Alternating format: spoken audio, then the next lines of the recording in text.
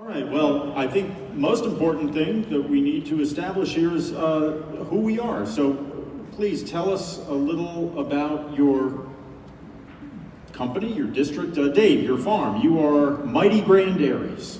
Yes, thank you, Curtis. What a great opportunity to represent Wisconsin farmers, dairy farmers, and all of agriculture. But I am Dave Daniels. I'm a part owner of Mighty Grand Dairy in Brighton Township in Kenosha County. We have 575 dairy cows. We also grow crops on about 1,100 acres. So this is very pertinent to me having USMCA passed along. How long have you been in business there? Well, my grandfather purchased the farm. I'm the third generation, so I started in 1977, so just a young guy. When did your grandfather start it? 1933, in the summer of that year, my grandfather purchased the farm, and then my dad was born in the farmhouse in the fall. Well, that was known as the Great Depression, 1933. It must have been a little tough. I imagine it was. I didn't get too many stories from them about the toughness, but they started out milking cows by hand. I think they had about 12 cows at the time. I remember seeing pictures in the Depression of people dumping milk in the ditch because it didn't even pay to ship it to market. You couldn't get enough money for your milk. Yeah, I imagine there was some of those stories, but as far as I know, we had a processing plant not too far away from us in Kansasville, and it allowed us to take milk there to make fluid milk out of it and make it down to the Chicago area. Great, great. Congressman Grothman, you represent tell us about your district that you represent. Correct. Correct. The 6th district includes kind of along Lake Michigan, Manitowoc, Sheboygan, and then in across the central part of the state to places like Fond du Lac, Oshkosh, and Beaver Dam. One thing about it that's unique, I don't think enough Wisconsin people know that as a percentage of workforce, Wisconsin has the second most people in manufacturing jobs in the country, behind only Indiana, and that's really close. And you get a big drop before you get to Michigan.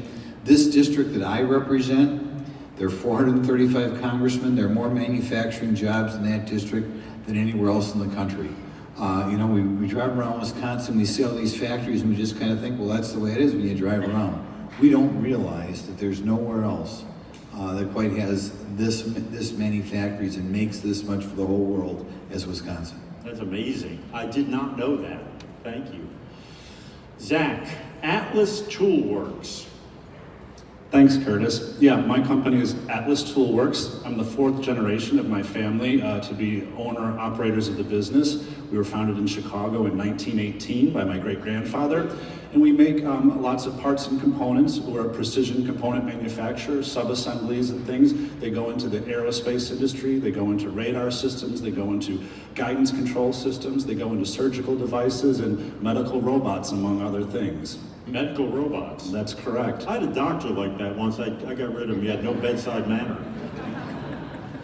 So 1918, I imagine they weren't making radar systems when your great-grandfather started the company. So how did it evolve? Tell me how. Yeah, we've had to change and evolve over the years, and we follow customer demand. We started making tools and dies for the telecom industry, and for about 80 of our 100 years, we made components, and we started with dies, then we started actually stamping parts and making assemblies that went into the phone switching equipment, basically the backbone network that you all make your calls and your internet goes through. But unfortunately, because of bad trade policy, we watched all of that work leave this country in the early 2000s, and we had to find new markets, and we've reinvented ourselves over the years. So we found radar, we found medical, we found other things. But I think that's what we're talking about today, doing the right kind of trade agreements and the right kind of policy to help bring businesses like mine, supply chains, back to this country. Well, that's a great lead in for my next question.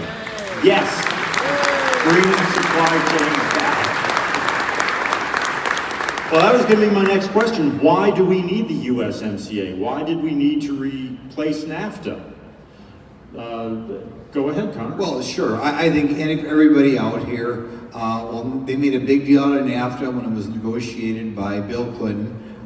Since then, we've seen a lot of American factories close, more and more things go to China, more and more things go to Mexico, and it wasn't a good deal for America.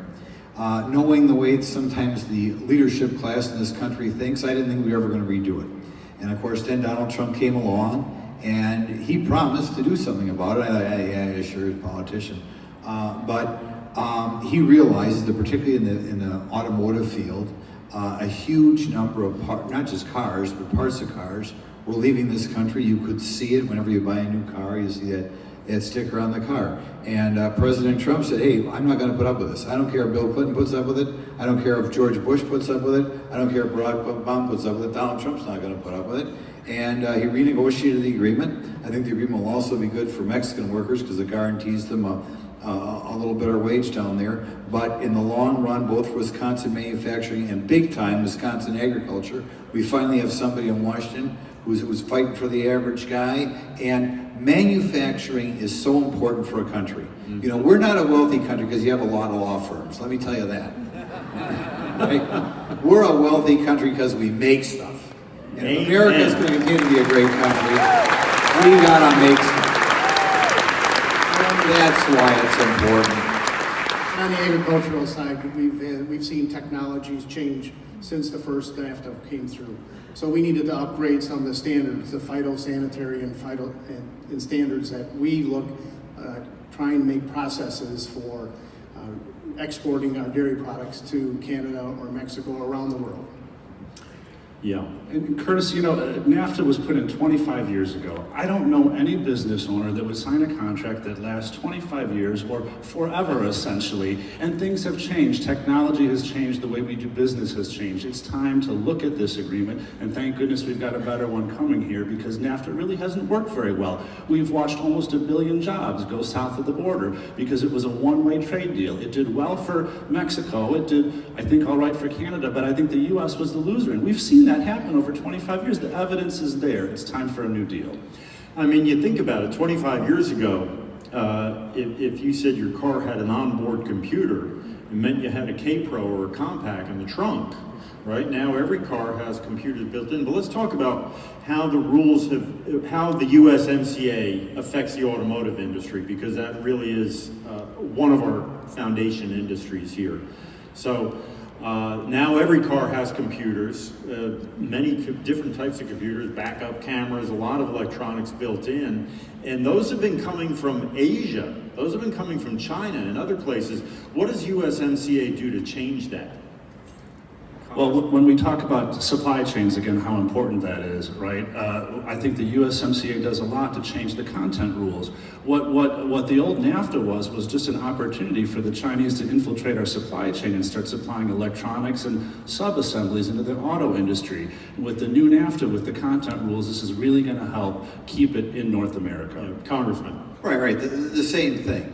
The goal of NAFTA, which to a certain extent was a worthy goal, we do want a strong Mexico and a strong Canada. The idea was we want to benefit American, Canadian, Mexican manufacturing. What was going on, the Chinese would bring something into Mexico, and the Mexicans would bring it here, and that would count as being, you know, pro-North American. But that's really not pro-North American, that's pro-Chinese. And the intent was not to give still more of a benefit to China.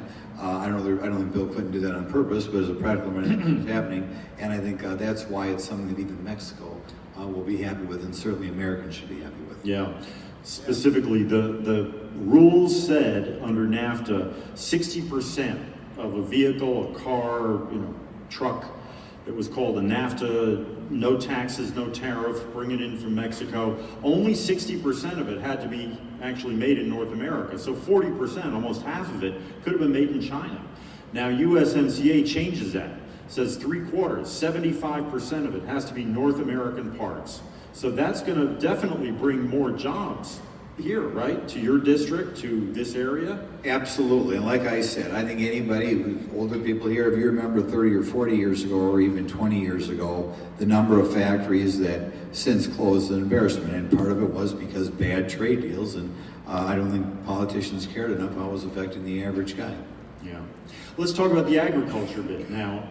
I remember when this whole thing was being negotiated, there was this big holdout called Justin Trudeau. There was a big holdout in Canada, and the whole thing was about dairy. The Canadians, as I understand it, used to, or still do, until we get this new deal in place, put pretty high tariffs on American dairy coming into Canada. Yep, that is true, Curtis. With what they've done the last couple of years, trying to actually have their supply management in place and trying to look at keeping down the amount of dairy products that would come into their country, so they put those high tariffs on. One of them was the Class 7 milk product that they manufactured it. It was never there before, but all of a sudden it popped up. So it's like a dried milk, freeze-dried Yep, milk, or it's, something, a powdered milk? Milk protein concentrate, Uh-huh. skim milk powder, I think is what the fact that is. But What do you do with that? I mean, it can be used, really, the cheesemakers like it because it can fortify the milk that's in their vat, so they can get more yield out of that milk to make better cheese. So those are things that we were trying to import to Canada, but then they would put a lot of restrictions on it. So this should take care of, in the next 5 years, of letting that come into their country and help their cheesemakers make a better product. well, that's good. That's a good thing. Now, so it's going to help dairy, and it's going to help the auto industry. The USMCA will, but there's a knock-on effect or a ripple effect, right? It's not, if it's good for dairy and if it's good for the automotive industry, how is that good for others as well? So, Well, sure. In agriculture, we produce food. And Right. in order for us to make it on our farm, we need to sell that. And if people have a good income and they can take and use that food for what they need for the purposes, it's going to make a better involvement for us to get more dollars in our pockets in agriculture. do you grow the feed that you feed your dairy cows? We do grow some of it, but we're talking dairy, but it's going to help soybean farmers because we do purchase soybean meal to look in our rations to make the dairy cow produce more milk. So those are the things that will help other farmers, not only just dairy farmers. It also helps wheat farmers because Canada was putting a different standard on the U.S. wheat. So this is going to put that wheat on the same standard, same level playing field. Oh, that's the phytosanitary business? It's Food safety, sort of Yep, like. some of the food safety, mostly on the dairy side of things, but it's still a part of a standardization process Yeah, that will help a lot of farmers around the U.S. also. cutting red tape. Yeah. And in manufacturing and whatnot, even if you're not you're not an automaker, right? Well, first of all, you got to remember in manufacturing, you sometimes think of the final product. Yeah. And, you know, if you begin to tour the factories around here, the vast majority of factories are not the final product. They feed into the product. You don't see a lot of cars made in Wisconsin anymore, but I'll tell you, getting around my district, there are a lot of car parts made in this district. The other thing, like I came in with, is wealth is produced by manufacturing. Okay, you know, other things, they are able to get money in because we sell manufactured products or sell agriculture. Many years ago, I used to do tax returns for farmers. You know, maybe a farmer makes $40,000 a year. He made $40,000 a year because he took in $1 million and he had expense of $960,000. And with agriculture comes the feed guy, the fertilizer guy, the equipment guy, the veterinarian, everybody else. So that's where your wealth starts. And if we want to keep this American economy booming, the way to keep it booming is, you know, bring more of those jobs from China and Mexico back, produce more in this country. Yeah. Yeah. Well, you said the magic word, China. What does USMCA have to do with China? We hear a lot of critics of President Trump's policy toward China. They say, well, we have to confront China, but we shouldn't be going it alone. We should be going it with our friends or with our allies. Seems to me that's what USMCA is. You want to... Well, we want to get along with China. We want to have a good long-term relationship with China. But let's face it, over the last 20 years, the relationship has not been a two-way street. China steals our patents. You talk to people who have companies in China, 3 years later, they're producing the exact same goods in their own country. They keep stealing this. Now, we haven't reached an agreement yet with China, but it's a fight that has to be fought. One of the reasons America is a great country is so much was invented here and produced here first. We cannot let China continue to knock off everything. And there are a lot of people out there, including people running for president, who want to be critical of President Trump, and they want to wave the white flag on that agreement. And I'll tell you, if we don't get an agreement now, with President Trump doing the negotiating, I'll have to live to be 120 before I see another president who's willing to do it. But Yeah.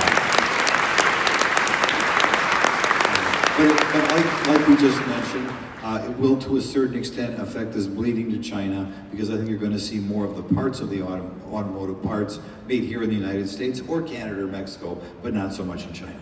That's right. I mean, look, this is about making North America the manufacturing and economic hub of the world, with the United States at the center of it. Exactly. We export 5 times more. The United States exports 5 times more to Canada and Mexico than we do to China. So we want to get good with our allies in this fight. This is where you start, right? That's what this does, Curtis. This binds our neighbors together, the biggest trading bloc in the world. You've got the numbers at your fingertips, but like you said, the trade we do with China pales in comparison to the trade we do with our neighbors here. So let's bind everybody together. And NAFTA, it was well-intentioned at the time, but it was the granddaddy of bad trade agreements, and they used it, they kept copying it again and again and again until we got to TPP. And so I'm so excited, because this kind of resets the trade agreement clock, and it gives us a good, fair template to work with our allies around the world to deal with the China issue, because I truly believe that's the existential threat of the next century for this country. I don't want to be in a world that is dominated by a communist China. The United States is the best place in the world. We need to be setting the tone for the world and not allow the communists to set the tone for the world.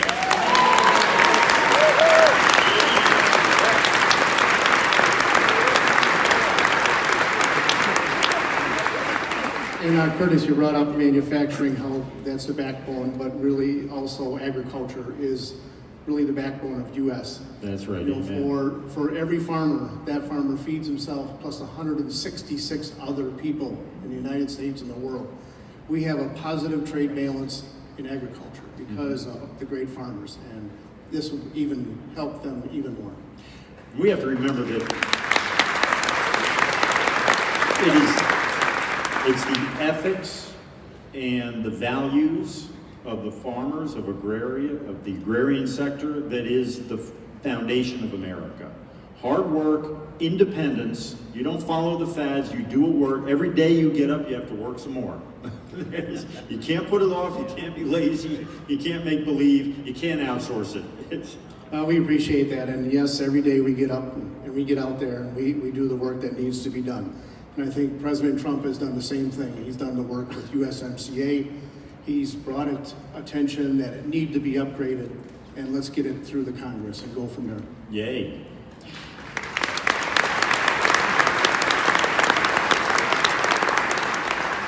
I have here in front of me someone was out there in the news yesterday, and they were saying that Americans won't be fooled by Trump's irresponsible trade wars. And the tariffs, and it's causing manufacturers are feeling the pain. Well, I'm not going to say who said that, but you might have heard him on the news or seen him make up something or use his faulty memory to have a recovered memory. But I happen to have a manufacturer on stage with me. Are you feeling the pain, Zach? Curtis, we just closed out our fiscal year in July, 101 years in business. This was our best year in history. Best year. Hey! The only pain that we're feeling, Curtis, is the pain of hiring enough workers. I can't keep up with the demand. And that's what this is about. Tax reform, regulatory reform, trade reform. It's bringing demand back to this country. And it finally takes it out of the trading farmers versus manufacturers, trading labor versus farmers.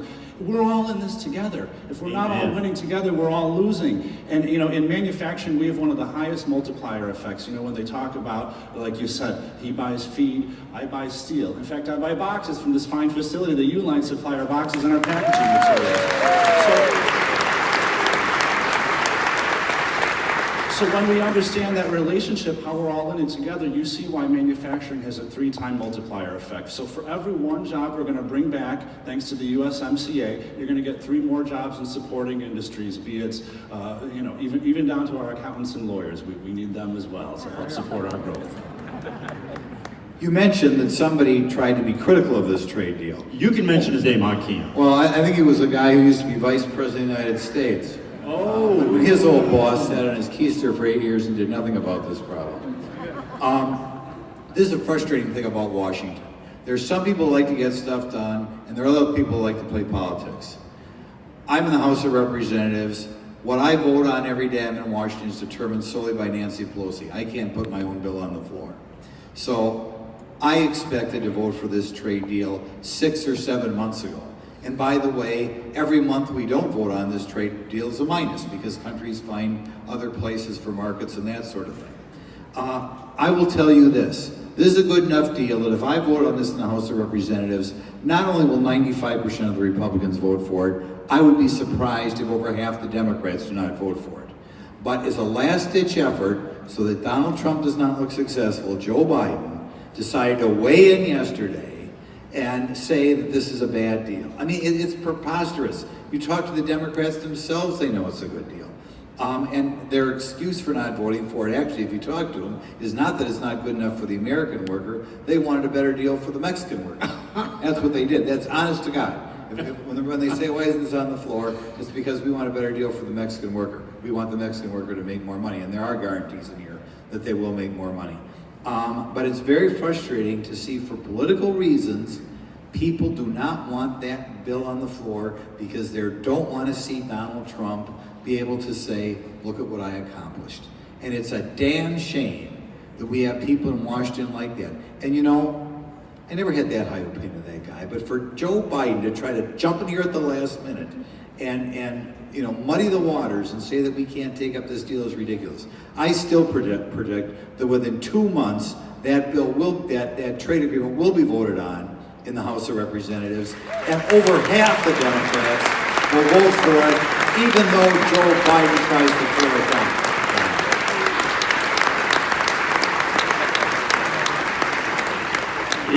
It just drives me crazy when I hear people talk about Trump's trade war. Folks, it's China's trade war. They've been waging it for 40 years, and finally we're fighting back.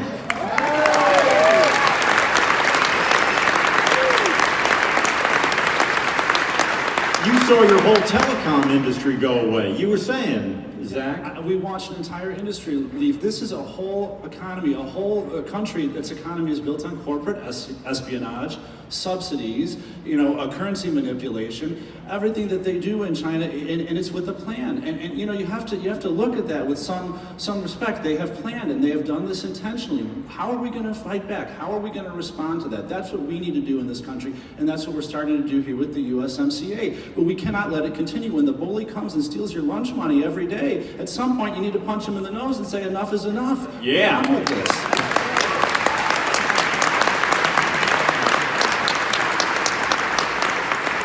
And a little known aspect of this USMCA deal says that Mexico and Canada cannot make a trade deal with China unless we approve it first. So that creates a united front, an alliance against their theft. So this is, as well as being a great trade deal on its own, it's a whole new way of looking at trade.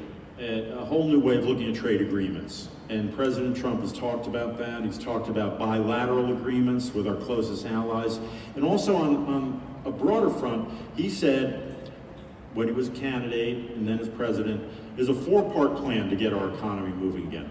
Tax cut, regulation cuts, trade reform, and energy reform. So this is an important part of it. But how have all of those other parts of it, how do they work, and what have we seen so far as a result of tax cuts, regulation cuts, and the energy? Well, the regulation part of the structure that he talked about is we had Waters of the U.S. that President Obama brought forward and tried to really restrict what farmers could do with their land. And that was the bad part. It was their land that he was trying to restrict. So we've had regulations. The EPA is going to rewrite WOTUS, and the farmers care about the land. And we are going to structure that, and we're going to make a better land for the next generation to come. There's no better environmentalist than a farmer. That is true. You don't have an environment, you don't have a farm. So WOTUS is Waters of the United US, States, United WOTUS. States, and they were going to try and take that down to a ditch that holds water along the highway. They were going to regulate that. So this is going to be just bring more functionality of it. The farmers will take care of that land, like I talked about, because they want to pass it on to the next generation, as I do also. Amen. And you know, when they start getting busy down there in the bureaucracy and saying, we're going to regulate the ditches and we're going to regulate, and they said, oh, well, we're not going to regulate puddles. But you don't realize they're going to have to write 1,000 pages of regulations to define what a puddle is. So. And Curtis, while they're doing all that regulating, they forget that we are the cleanest farming industry, the cleanest manufacturing in the world. So as we're driving the jobs to Mexico or China or wherever, that pollution just blows all the way back here anyway. So it's much better to keep the industry here where we do have the safety, where we do have the regulations.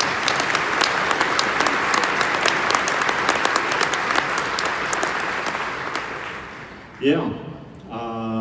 So we have a new trade agreement, a new way of looking at the trade agreement. By the way, let me just for one moment back on the tax reform that we've seen already and the regulatory reform. Have we started to see results of that in your district? Well, absolutely. And so you realize sometimes they'll say we lowered the corporate rate. We did lower the corporate rate. We lowered the corporate rate because we were uncompetitive with the European countries. We were uncompetitive with the Asian countries. And again, I'll come back to we have to farm stuff here. We have to manufacture stuff here if we're a great country. There's some politicians, and I deal with them in Washington, they think our economy can work by making everybody a college professor or a lawyer. Right. Look, I used to be a lawyer, that's okay, but you've got to use a little bit of common sense. You're not going to have a wealthy country if everybody's a lawyer or a college professor. And that's just what it comes down to. And it's also crazy to think that you're going to have this international division of labor, that you're going to have one country over here where everybody's going to be lawyers and college professors, another country over there where they're going to be dressmakers and carpenters, another country over there where they're going to be roofers and, you know, put shingles on roofs, and another country over here where they're all going to be opera singers and piano players. That's not the way God created people. I mean, this is that crazy liberal notion that you could just remake people into anything they want. You know, I'm a Chinese woman now because I think I am. You know, we have different skills, every country, and we have to create opportunities for people of every skill set. It's about setting the table for a good opportunity. That's what this is about, setting the table for opportunity. And that is a great way to sum up what the USMCA is. It is about setting the table for great opportunities for all Americans. Let's get it done, and we're going to get off.